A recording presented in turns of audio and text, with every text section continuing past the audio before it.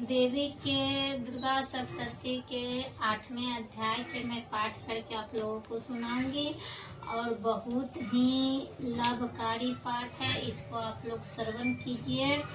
मैं व्रत कर रखी हूँ इसलिए मुझे आवाज़ नहीं निकल रहा है, लेकिन फिर भी मैं आप लोगों को दुर्गा सप्तशती के 8वें अध्याय का आज पाठ करके आप लोगों को सुनाती हूँ और आप लोग ध्यान पूर्वक सुनिए और अपने जीवन को आनंदित बनाइए। मैं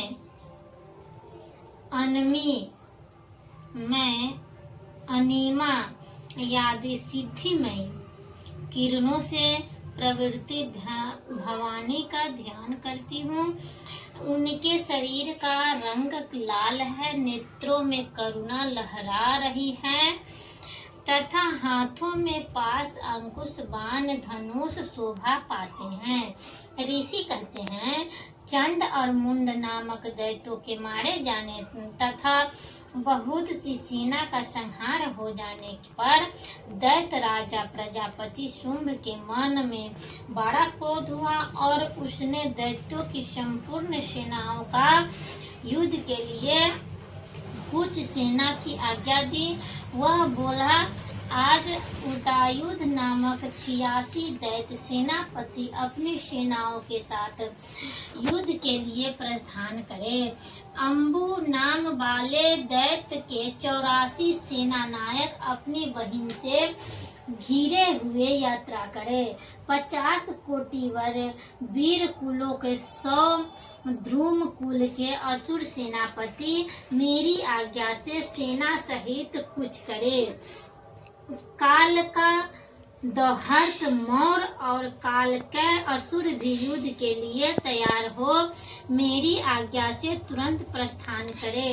भयानक शासन करने वाली असुरराज शुंभ इस प्रकार आज्ञा दे शास्त्रों को बड़ी बड़ी सेनाओं के साथ युद्ध के लिए प्रस्थित हुआ।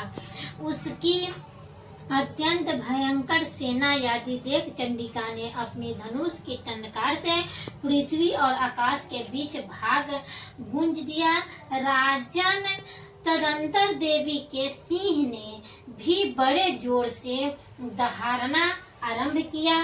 फिर अंबिका ने घंटा के शब्द उस समय ध्वनि और भी बढ़ा दिया। ध्वनि की टंटकार, सिंह की दहाड़ और घंटों की ध्वनिया से संपूर्ण दिशाएं गूंज उठी। उस भयंकर शब्द से काली ने अपने विकराल मुख और भी बढ़ा लिया तथा इस प्रकार वे विजयिनी हुई। उस तुमुल नामक को सुनकर दैत्य की सेनाओं के ने चारों ओर से आकर चंडिका देवी सिंह पर काली देवी को क्रोधपूर्वक घेर लिया। राजन, इसी बीच असुरों के विनाश तथा देवताओं को अभ्युदय के लिए ब्रह्मा, शिव, कार्तिकेय, विष्णु तथा इंद्र आदि देवों की शक्तियां जो अत्यंत पराक्रम और बल से संपन्न थी, उनके शरीर से निकलकर उन्हीं के रूप में चंडिका देवी के पास गई। जिस देवता का जैसा रूप, जैसी वेशभूषा और वैसा वाहन, ठीक वैसे ही साधनाओं से संपन्न हो उसकी शक्ति असुरों से युद्ध करने के लिए आई। सबसे पहले हंस युक्त विमान पर बैठी हुई अक्षर सूत्र और कमंडल से सुशोभित ब्रह्मा जी का शक्ति उपस्थित हुई, जिसे ब्रह्मानी कहते हैं। शूल धारण किए महानाग का अंगन पहने हुए मस्तक में चंद्र रेखा से विभूषित हो वहां आ पहुंची। कार्तिकेय मई जी की शक्ति रूपा जगदम्बिका का उन्हीं का रूप धारण किए श्रेष्ठ मयूर पर आरूढ़ हो हाथों में शक्ति लिए दैत्यों से युद्ध करने के लिए आए। इसी प्रकार भगवान विष्णु की शक्ति गरुड़ पर विराजमान हो शंख, चक्र, गदा, शंख, धनुष तथा खड्ग हाथों में लिए वहां अनुपम यज्ञ वराह का रूप धारण करने वाले श्री हरि की जो शक्ति है वही बारह शरीर धारण करके वहां उपस्थित हुए। नरसिंह शक्ति के नरसिंह के समान शरीर धारण करके आई। उसकी गर्दना वालों के झटक से आकाश के तारे बिखर पड़े थे। इसी प्रकार इंद्र की शक्ति वज्र हाथ में लिए गजराज एव रात पर बैठकर आई। उसके भी सहस्त्र नेत्र थे। इंद्र का जैसा रूप है वैसे ही उसका भी था। तदंतर उन देवों शक्ति से घिरे हुए महादेवी ने चंडिका से कहा, मेरी प्रसन्नता के लिए तुम शीघ्र ही इन असुरों का संहार करो। तब देवी के शरीर से अत्यंत भयानक एक परम उग्र चंडिका का शक्ति प्रकट हुई जो सैकड़ों गिदरियों की भांति आवाज करने लगी थी। उसी अपराजिता देवी ने धूमिल जटा वाले महादेवी से कहा, भगवान आप शुंभ निशुंभ के पास दूत बनकर जाइए और उन अत्यंत गर्वीले दानव शुंभ और निशुंभ दोनों से कहिए कि साथ ही उनके अतिरिक्त भी जो दानव युद्ध के लिए वहां उपस्थित हो उनको भी संदेश दीजिए। दैत्यो यदि तुम जीवित रहना चाहते हो तो पाताल लोक को लौट जाओ। इंद्र को त्रिलोकी का राजा मिल जाए और देवता यज्ञ भाग का उपयोग करे। यदि बल के घमंड में आकर तुम युद्ध की अभिलाषा रखते हो तो आओ, मेरी सिवाय योगनिया तुम्हारे कच्चे मांस के तृप्त हो चुकी।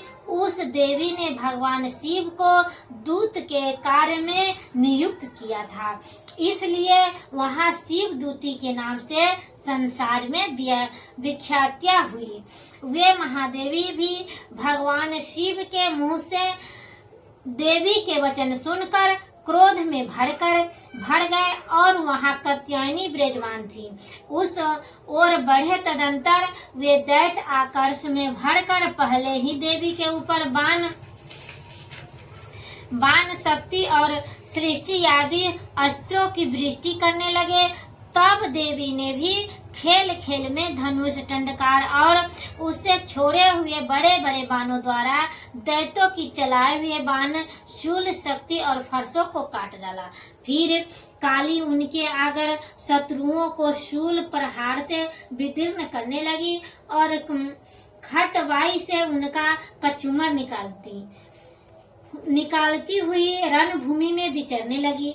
ब्राह्मणी भी जिस ओर दौड़ती उसी पर और अपने कमंडल का जल छिड़काव कर शत्रुओं के ओज और पराक्रमण को नष्ट कर देती थी।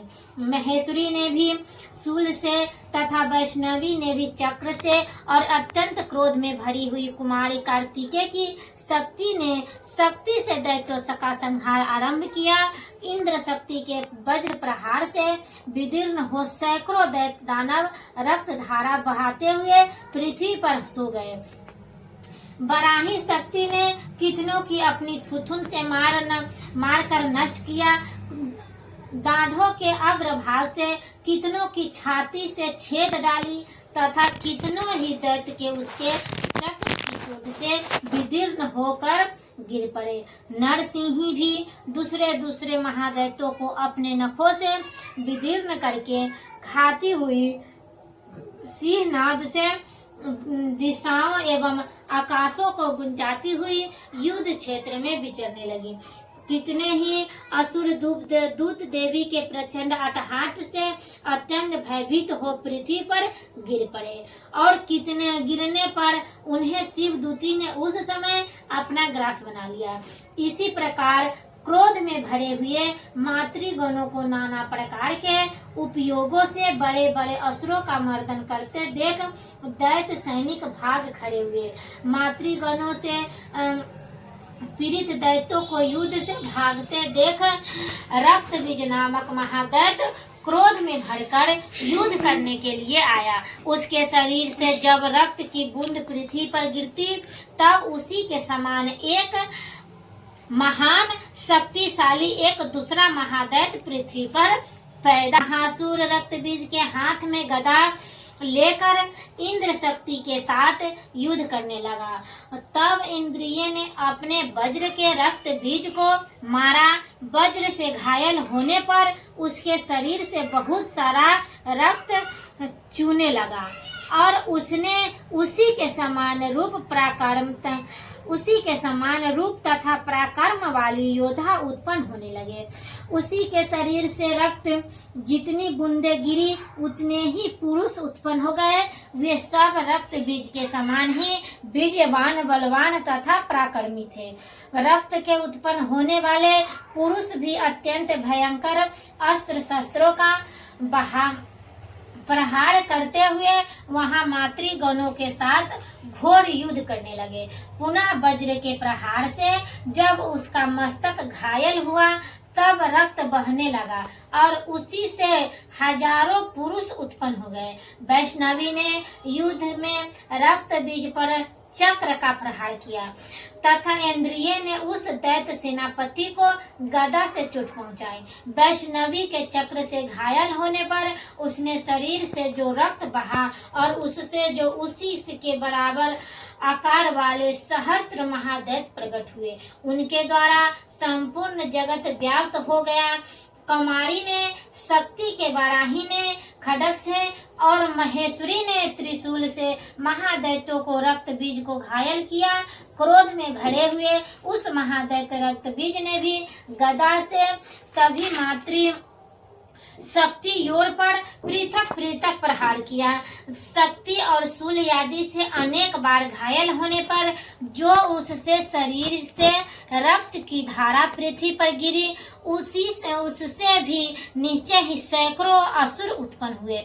इसी प्रकार उस महादैत्य के रक्त से प्रकट हुए असुर द्वारा संपूर्ण जगत व्याप्त हो गया। इससे उन देवताओं को बड़ा भय हुआ। देवताओं को उदास देख चंडिका ने काली से शीघ्रतापूर्वक कहा, चामुंडे तुम अपनी मुख और फैलाओ तथा मेरे सहस्त्रपात से गिरने वाले रक्त बिंदुओं और उनसे उत्पन्न होने वाले महादैत्य को तुम अपने इस उतावले मुख से खा जाओ। इसी प्रकार रक्त से उत्पन्न होने वाले महादैत्यों का भक्षण करती हुई तुम रण में विचरती रहो। ऐसा करने से उस महादैत्य का सारा रक्त छीन हो जाने पर वह स्वयं भी नष्ट हो जाएगा। उन भयंकर दैत्यों को जब तुम खा जाओगी तब दूसरे नए दैत्य उत्पन्न नहीं हो सकेंगे। काली से यूं कहकर चंडिका का देवी ने शूल से रक्त बीज का मारा और काली ने अपने मुख में उसका रक्त ले लिया। तब उसने वहां चंडिका पर गदा से प्रहार किया, किंतु उस गदापात ने देवी को तनिक भी वेदना नहीं पहुंचाई। रक्त बीज के घायल शरीर से बहुत सा रक्त गिरा, किंतु ज्यों ही वह रक्त गिरा त्यों ही चामुंडा ने उसे अपने मुख में ले लिया। रक्त गिरने से काली के मुख में जो महादैत्य उत्पन्न हुए उन्हें भी वह चट कर गई और उनसे रक्त बीज का रक्त भी पी लिया। तदंतर देवी ने रक्त बीज को जिस का रक्त चामुंडा ने पी लिया था वज्र, बाण, खड्ग तथा ऋषि आदि से मार डाला। राजन, इसी प्रकार सहस्त्रों के समुदाय आहत एवं रक्तहीन हुआ। महादैत्य रक्त बीज पृथ्वी पर गिर पड़ा। नरेश्वर, इसी से देवताओं को अनुपम हर्ष की प्राप्ति हुई और मातृगण उन असुरों के रक्त पाने के मद से उत्साह होकर नृत्य करने लगी। इसी प्रकार श्री मार्कंडेय पुराण सर्वनिक मंत्रगत के अंतर्गत देवी महात्म्य रक्त बीज वध नामक 8वां अध्याय पूरा हुआ।